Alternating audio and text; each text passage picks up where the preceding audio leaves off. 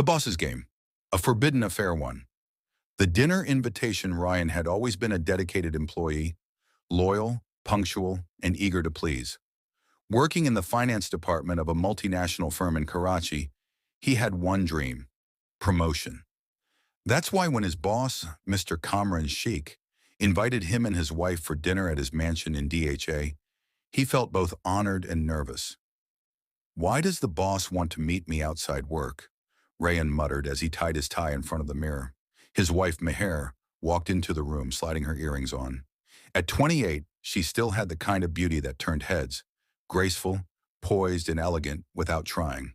"Maybe he wants to see the man behind the numbers," she teased. "Or maybe he wants to see the woman behind the man," Rayan joked, only half seriously. She laughed, but neither of them realized how close that would come to the truth. 2. The first encounter. Kamran Sheikh's house was everything you'd expect from a millionaire bachelor in his late 40s.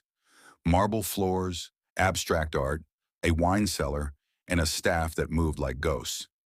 Kamran himself was tall, salt and pepper haired, and sharply dressed in a custom navy suit. He greeted them with a charming smile that made Meher instinctively pull her dupatta over her shoulder. "Rayan, you didn't tell me your wife was so captivating," Cameron said with a smirk, eyes fixed on Meher. Meher gave a polite smile, unsure how to respond.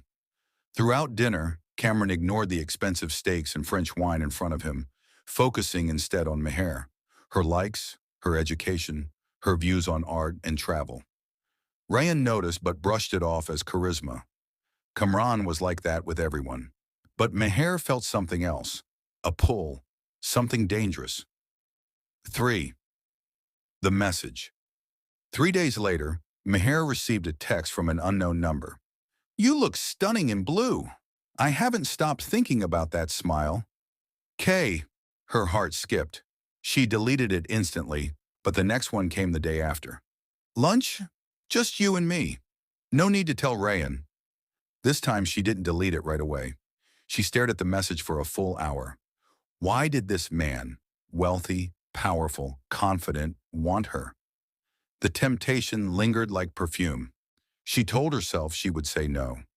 But when the third message came with the name of a quiet Italian restaurant and a driver waiting outside, she found herself in the car. 4. The affair begins. Kamran didn't talk much during lunch.